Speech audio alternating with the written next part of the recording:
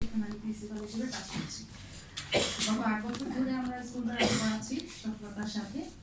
আমার প্রতিষ্ঠানে আমরা আর্লি ইন্টারভেনশন নিয়ে কাজ করি। একদম ছোট শিশু থেকে 12 বছর পর্যন্ত বাচ্চাদেরকে আমরা এখানে আর্লি ইন্টারভেনশনে আমরা ওদেরকে স্কুলিংটা করাই এবং মেইন স্ট্রিম স্কুলে আমরা প্রতি বছরই কিছু বাচ্চাকে পাঠাচ্ছি, যাদের হচ্ছে একটু সাপোর্ট দিলে উঠে যায় বা প্রপার ওয়েতে ওদেরকে গাইড করা যায়, তাদেরকে আমরা এখান থেকে প্রতি বছর পাঠাচ্ছি। ইংলিশ মিডিয়ামেও যাচ্ছে, বাংলা মিডিয়ামেও যাচ্ছে এবং যাওয়ার পরেও কিন্তু আমরা আবার খোঁজ রাখি যে ওরা কি ড্রপ আউট হয়ে গেল কিনা।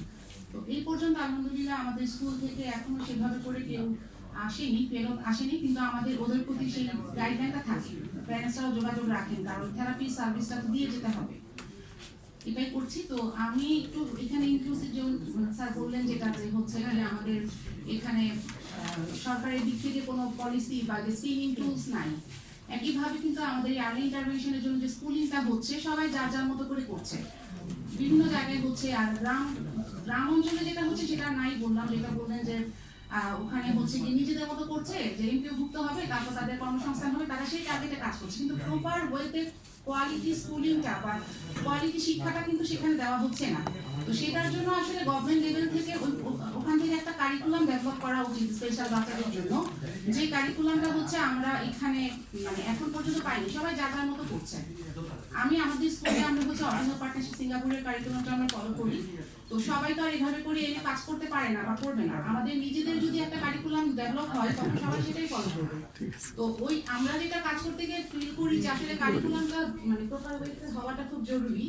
একই সাথে হচ্ছে যে কারিকুলামটা নিয়ে প্রতিটা স্কুলের স্পেশাল স্কুলগুলোতে যে টিচাররা কাজ করছেন তাদেরকে ট্রেনিং দেওয়া প্রপার ভাবে, যে কিভাবে ওদের সাথে কাজগুলো করতে হবে। এবং শুধু টিচার না, আমি বলবো যে স্কুল মেইন স্ট্রিম স্কুলগুলোতে যদি আমরা ইনক্লুশন চাই, সেক্ষেত্রে কিন্তু মেইন স্ট্রিম স্কুলের টিচারদেরকেও কিন্তু এই জিনিসটাতে আনতে হবে। ফ্রি ট্রান্সফারের যে ইয়েটা পলিসিটা রাখতে হবে, তাদেরকেও ট্রেন করতে হবে। একইভাবে স্কুল অ্যাডমিনিস্ট্রেশন যারা স্কুলে কাজ করছে সবাইকে যে বাচ্চাদের সাথে কিভাবে বিহেভ করতে হবে, তাদের সাথে কিভাবে আমরা আচরণটা দেখাবো এবং তাদের অ্যাক্সেসিবিলিটিটা।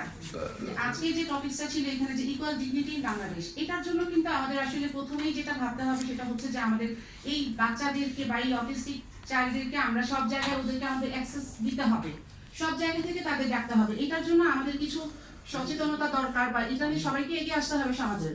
যেমন স্কুল, মিডিয়া, কমিউনিটি পর্যায়ে সবাই যদি এটা নিয়ে সহযোগিতা করেন, পজিটিভ ভাবে আগায় আসেন, তাহলে কিন্তু মানুষের মাঝে যে একটা মিথ আছে, মিথটা থাকবে না, মিথটা থেকে তারা বের হয়ে আসতে পারবে। এখনো কিন্তু আমরা একদম ছোট বাচ্চাদের নিয়ে সমস্যাটা আমরা কম ফেস করি।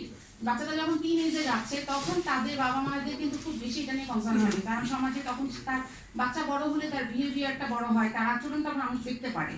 তখন সেটা নিয়ে যখন একটা নেগেটিভ কথা বলে বা এটা নিয়ে যখন একটা সিন ক্রিয়েট হয়ে যায়, তখন স্বাভাবিকভাবেই কিন্তু এটা আসলে কখনোই ভালো সুফল নিয়ে আসে না।